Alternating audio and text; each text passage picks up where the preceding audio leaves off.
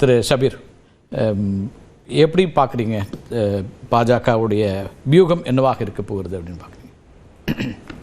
இன்னைக்கு தேதிக்கு இன்னைக்கு அதிமுக இருக்கின்ற இந்த சூழல்ல அதிமுகவுடன் மட்டுமே கூட்டணி வைத்துக்கொண்டு தேர்தலை சந்தித்தால் வெற்றி வாய்ப்பு என்பது மிகவும் கடினம் அப்படின்ற ஒரு விஷயத்துல பாஜக உறுதியாக இருக்கிறது. அவங்களுக்கு அதிமுக மட்டும் இல்லாம பிரிந்து போன அதிமுக தலைவர்களையும் கூட்டணிக்குள்ள ஏதோ ஒரு வகையில அகாமடேட் பண்ணணும் அப்படின்றதுல மிகவும் தீவிரமாக இருக்கிறார்கள் அப்படின்ற எல்லா விஷயங்களும் வந்து நமக்கு கிளியரா தெரியுது. குறிப்பா பாஜகவுடைய கவலை என்னன்னா, உங்களுக்கு தென் மாவட்டங்கள்லையும் அதே போல சென்ட்ரல் தமிழ்நாடு இந்த பகுதிகளில் வந்து ஓபிஎஸ், சசிகலா, டிடிவி தினகரன் இல்லாமல் நாம வந்து தேர்தலை சந்தித்தால் அது திமுகவுக்கு சாதகமாக தான் அமையும். அது ஒரு மிகப்பெரிய பின்னடைவை ஏற்படுத்தும். அந்த மாதிரி ஒரு கால்குலேஷனோட நம்ம இந்த தேர்தலில் போக முடியாது, இவங்களை விட்டுட்டு நாம தேர்தலை சந்திக்க முடியாது அப்படின்றது தான். ஸோ இதன் தொடர்ச்சியாக நாம் பேசிட்டு இருக்கோம். கடந்த சில நாட்களாக ஆர்எஸ்எஸ், பிஜேபி தலைவர்கள்லாம் வந்து அந்த பேக்டோர் நெகோசியேஷன்ஸ் அப்படின்றது தொடர்ந்து நடந்து கொண்டே இருக்கிறது. எல்லா தரப்பையும் அழைத்து பேச்சுவார்த்தை என்பது நடத்தி கொண்டிருக்கிறார்கள். எல்லா இப்போ ஓபிஎஸ் தரப்பு, டிடிவி தினகரன் மற்றவர்கள்லாம் வைக்கின்ற கோரிக்கைகள் பாஜகவால் நிறைவேற்ற முடியுமா அப்படின்றத சொல்றீங்க. ஓபிஎஸ், டிடிவி தினகரன், அம்மையார் சசிகலா எல்லோருடனும் அவங்க பேச்சுவார்த்தை நடத்திட்டு இருக்காங்க. எல்லாருமே வைக்கின்ற ஒரே கோரிக்கை வந்து இபிஎஸ்ஐ ஏற்றுக்கொள்ள முடியாது அப்படின்றது. அந்த கோரிக்கையை நிறைவேற்ற முடியுமா அப்படின்றது ஒரு மிகப்பெரிய சவால் பாஜகவுக்கு. ஏன்னா நீங்க அந்த ஓபிஎஸ் தலைமையில் தான் கூட்டணி அப்படின்னு சொன்னதுக்கு பிறகு, இபிஎஸ் தலைமையில் தான் கூட்டணி அப்படின்னு சொன்னதுக்கு பிறகு இப்ப அங்க வந்து ஒரு யூட்டர்னோ அல்லது ஒன்றாக இணைந்து வர வேண்டும் அப்படிங்கிற விருப்பத்தை வெளியில் இருக்கக்கூடிய அதிமுக தலைவர்கள் சொல்றாங்களா அல்லது பாஜக சொல்லுதா? இல்ல, உங்களுக்கு ஒன்றாக இணைய வேண்டும் அப்படின்றது வெளியே இருக்கக்கூடிய அதிமுக தலைவர்களை தாண்டி பாஜகவுக்கு அந்த எண்ணம் இருக்கு. ஒன்றாக இணைய வேண்டும், இணைந்தால்தான் நம்மளால வந்து தமிழ்நாட்டில் ஒரு தாக்கத்தை ஏற்படுத்த முடியும். அட்லீஸ்ட் இந்த எலெக்ஷனை ஒரு டஃப் எலெக்ஷனாக கூட மாற்ற முடியும். ஏன்னா இன்னைக்கு இருக்கக்கூடிய சூழல்ல திமுகவுக்கு ஒரு எட்ஜ் இருக்கு. திமுகல இருக்கக்கூடிய கூட்டணி கட்சிகள் இன்டாக்டா இருக்காங்க. அவங்களுக்குள்ளேயே வந்து ஒரு சின்ன சின்ன இந்த கருத்து வேறுபாடுகள், யாருக்கு எவ்வளவு தொகுதிகள் அப்படின்ற ஒரு சலசலப்பு இருந்தாலும் அதெல்லாம் வந்து ஒன் ஸ்ட்ரோக்ல வந்து அதை சரி செய்து விடுவார்கள். அந்த அட்வான்டேஜ் திமுகவுக்கு இருக்கிறது. இப்ப இன்னைக்கு திரு டிடிவி தினகரன் சொல்றாரு இல்லையா, ஒரே கூட்டணிக்குள்ள இணைய விரும்பணுமே தவிர ஒரே கட்சியில் அல்ல அப்படின்னு ஒரு விஷயத்த சொல்றாரு. அதோட பொருள் அப்படின்னு என்ன பார்க்கல? அதுல டிடிவியோடைய ஸ்டாண்ட்ல இருந்து ஒரு கிளைம் டவுன் இருக்கு. கடந்த சில நாட்களாக அவர் பேசுறதுல முதல்ல இபிஎஸ்ஐ ஏற்றுக்கொள்ள முடியாது அப்படின்னு சொல்லிட்டு தெளிவா பேசிட்டு இருந்தாரு. அதுல இருந்து கொஞ்சம் ஒரு கிளைம் டவுன் பண்ணியிருக்காரு அப்படின்னு தான் பாக்குறேன். நீங்க ஒரே கூட்டணி அப்படின்றது கூட என்டிஏ கூட்டணியில இவங்களை அகாமடேட் பண்றது, இதுதான் வந்து ஒரு வயபிள். டிடிவி தினகரனை பொறுத்த வரைக்கும் அவர் தனி கட்சி வச்சிருக்காரு. அதனால கட்சிக்குள்ள இணையறதை பத்தி அவர் எப்பவுமே பேசல. ஒரே கூட்டணி அப்படிங்கிற இடம் தான். ஆனா இன்னைக்கு அதுல வந்து ஒரு அவருடைய நிலைப்பாட்டுல கொஞ்சம் மாற்றம் வந்திருக்கு அப்படிங்கிறீங்க. அக்செப்டன்ஸ் வரக்கூடிய ஒரு மாற்றம் வந்திருக்கு. ஒரு பாயிண்ட் கீழே இறங்கி இருக்காரு.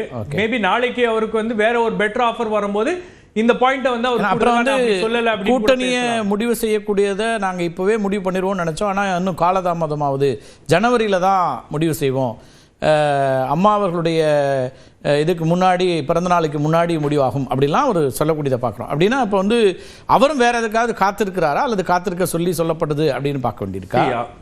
இன்னைக்கு இருக்கக்கூடிய சூழல்ல தாவேகா உள்ள வந்ததுக்கு பிறகு திரு ஓபிஎஸ் அவர்களாக இருக்கட்டும், டிடிவி தினகரனாக இருக்கட்டும், அவங்களுக்கெல்லாம் ஒரு ஆப்ஷன் வந்து ஓப்பனா இருக்கு. அங்கேயும் வந்து பேச்சுவார்த்தை நடத்துவதற்கும் ஒரு அக்ரிமெண்ட்டை கொண்டு வருவதற்கும் ஒரு வாய்ப்புகள் என்பது இருக்கிறது. அவரும் வந்து அதை ரொம்ப வெளிப்படையாவே பேசிட்டாரு. தாவேகா கூட்டணியை பற்றி கூட்டணி அமைக்க முடியுங்கிற இடத்துக்கு வராரு முடியும் அப்படின்ற அளவுல அவர் பேசிட்டாரு. அப்படின்னும் போது ரொம்ப சீக்கிரமா இதை க்ளோஸ் பண்ண மாட்டாங்க அப்படின்னு நினைக்கிறேன் நான். ஏன்னா அவங்களுக்கு என்ன தேவையோ அது கிடைக்காத வரைக்கும் இது இப்படியே தான் போயிட்டு இருக்கும். ஜனவரிக்கு அப்புறம் தான் வந்து ஒரு கிளாரிட்டி கிடைக்கிறதுக்கான வாய்ப்புகள் இருக்கிறது. ரெண்டாவது, பிஜேபி என்ன ஒரு டீலை வந்து ப்ரொபோஸ் பண்றாங்க, அந்த டீல் அப்படின்றது எல்லாருக்கும் அக்செப்டபிளா அப்படின்ற அந்த இடம். இப்ப பிஜேபி தான் இந்த வேலைகள் எல்லாம் வந்து முன்னின்று செய்கிறது அப்படின்னும் போது அதிமுக தரப்புல இருந்து பிஜேபி சொல்ற டேர்ம்ஸ் அண்ட் கண்டிஷன்ஸ் வந்து நாங்களும் அதுக்கு உடன்படணும் அப்படின்றதுனால தான் அதிமுக பொதுக்குழுவில் அந்த தீர்மானம் என்பது கொண்டு வரப்பட்டது. அதுக்கு பிறகு திரு நயினார் நாகேந்திரன் திரு எடப்பாடி பழனிசாமி சந்திக்கிறாரு. அதுக்கு பிறகு டெல்லிக்கு போய் அங்க இருக்கக்கூடிய தலைவர்களையும் அவர் சந்திச்சிருக்காரு. அப்போ அதிமுக என்ன நினைக்கிறது அப்படிங்கிற கருத்தை சொல்லக்கூடியதாக இருக்கிறதா அல்லது தொகுதிகள் நமக்கு பாசிபிளாக இருக்கக்கூடிய தொகுதிகள் அந்த எண்ணிக்கை கொடுத்துட்டு வராருன்னு வரக்கூடிய செய்திகளாக இருக்குதா? இதை எப்படி பார்க்கறது? இல்ல, ரெண்டும் சேர்த்து தான் நீங்க வந்து சரி பேசலாம். அதுல இன்னும் எண்ணிக்கைகள் இதெல்லாம் வருது, அதை பற்றி எண்ணிக்கை வருது. ஏன்னா அதுதான் ரொம்ப முக்கியம். நீங்க 65 தொகுதிகள் அப்படின்ற ஒரு நம்பரை வந்து அவங்க ஃபிக்ஸ் பண்ணியிருக்காங்க. அப்போ இந்த முறை பாஜக கூடுதலான தொகுதிகளை கேட்க விரும்புகிறது அப்படின்ற ஒரு விஷயம் என்பது தற்போது வெளியே சொல்லப்பட்டிருக்கு. அது ஒன்றும் புதுசு இல்லை. கடந்த முறை 60 இடங்கள் கேட்டாங்கிறது தகவல். 2021 60 இடங்கள் கேட்டாங்க. இந்த முறை நாங்க 65 20 தான் கொடுத்தாரு திரு எடப்பாடி பழனிசாமி. இந்த முறை 65 இடங்கள் அப்படின்றாங்க. அப்போ பாஜகவுடைய பார்கெயின் அப்படின்றது வந்து இபிஎஸ், டிடிவி தினகரன், சசிகலா எல்லோரையும் உள்ளடக்கிய ஒரு பார்கெயினாக இந்த முறை இருக்கும் அப்படின்றது அவங்களுடைய எதிர்பார்ப்பாக இருக்கிறது. அதுதான் வந்து இந்த பேச்சுவார்த்தையில கொஞ்சம் கடினமான ஒரு சூழலை உருவாக்கலாம். எடுத்துப்போம், பேசலாம். நான் ஐயா துரை கருணா அவர்கள்ட்ட வரதுக்கு முன்னாடி இவர்கிட்டையும் நம்ம அரவிந்த் குணசேகரன், அமித்ஷா அவர்களுடைய வியூகம் என்னவாக இருக்கிறது அப்படின்னு பார்க்கலாம் இப்போ. அல்லது பாஜக தமிழ்நாட்டுக்கான வியூகத்தை எப்படி வைக்குது? ஏன்னா அவர் அகமதாபாத்லேருந்து ஒரு சேலஞ்சு கொடுத்துட்டாரு, நீங்கள் பானர்ஜியும் திரு ஸ்டாலினும் தயாராக இருங்கள் அப்படின்னு. அப்போ அதை நிறைவேற்றக்கூடிய அல்லது அந்த சவாலை வெற்றி கொள்ளக்கூடிய வேண்டிய ஒரு இடத்துல இருந்தானே அந்த சவால் கொடுத்துருப்பாரு. அதுக்கான திட்டம் என்ன வச்சுருக்காங்கன்னு பார்க்குறீங்க? பிஜேபி பொறுத்த வரைக்கும் தமிழ்நாட்டுல எப்படியாச்சும் ஜெயிச்சாகணும், தமிழ்நாட்டுல கால் ஊன்றணும், தமிழ்நாட்டுல ஜெயிக்கணுங்கிறது அவங்களோட. கேக்குதா? கேக்குது சொல்லுங்க. அதான் தமிழ்நாட்டுல ஜெயிக்கணும். கால் ஊன்றுவதா ஜெயிப்பதா? ஏற்கனவே கால் ஊன்றிட்டாங்க தானே. இப்போ வந்து சட்டமன்றத்துல அவங்களுக்கான உறுப்பினர்கள் இருக்கிறாங்க. கால் ஊன்றி ஜெயிப்பதுன்னு வச்சுக்கலாமாங்க? ஓகே,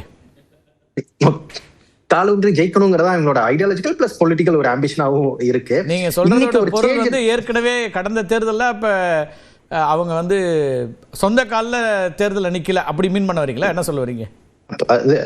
கட்சிய ரீதியாக தமிழ்நாட்டுல பாஜக இன்னும் வளரவில்லை, கட்டமைப்பு சரியாக இல்லை என்பதுதான் பாஜகவோட எண்ணம். அதுல மாற்று கருத்து இல்லைங்க.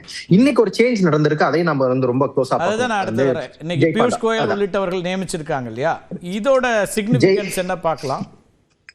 ஜெய் பாண்டா தான் வந்து இன்சார்ஜா இருந்தாரு, எலெக்ஷன் இன்சார்ஜா தமிழ்நாட்டுல இருந்தாரு. இன்றைய தினம் அவர் மாற்றப்பட்டு அதுக்கு பதிலாக பியூஷ் கோயல் நியமிக்கப்பட்டிருக்கிறார். ஜெய் பாண்டாவை அசாமுக்கு அனுப்புறாங்க. ஜெய் பாண்டா இந்த மாற்றத்துக்கான 2 காரணமா நான் பாக்குறேன். ஒண்ணு, தமிழ்நாடு பாஜக தலைவர்களே ஒரு சில பேர் ஜெய் பாண்டாவோட ஃபங்க்ஷனிங் வந்து சற்று அவர்களுக்கும் சிரமமா தான் இருந்துச்சு. ஜெய் பாண்டா வந்து ஒரு 2-வே கம்யூனிகேஷன் இல்லாம அது ஒன் வே கம்யூனிகேஷனா இருக்கு. அவர் வராரு, இப்படிதான் செயல்படணும், டெல்லியில் நாங்க இப்படிதான் ஜெயிச்சோம், அதனால நீங்க இதெல்லாம் செயல்படணும், இதெல்லாம் நீங்க செய்யணும் அப்படின்னு மட்டும் சொல்லிட்டு போறாரு. தமிழ்நாட்டுல அந்த இது எடுபடாது அப்படின்னு ஒரு சில ஃபீட்பேக்கும் தமிழ்நாட்டுல இருந்து போயிருந்துச்சு. அது ஒரு காரணம். 2வது, பியூஷ் கோயல் வந்து ஏடிஎம்கே தலைவர்களுக்கு நல்ல பரிச்சயமானவர். சோ இந்த கூட்டணியை இன்னும் கொஞ்சம் ஸ்மூத்தா நடத்தலாம், ஒரு கோஆர்டினேஷன் இன்னும் கொஞ்சம் ஈஸ் ஆஃப் கோஆர்டினேஷனுக்காக தான் பியூஷ் கோயல் அப்பாயின்ட் பண்ணதான் பாக்குறேன். இந்த 2 காரணத்துக்காக தான் பியூஷ் கோயல் அப்பாயின்ட் பண்ணதான் பாக்குறேன்.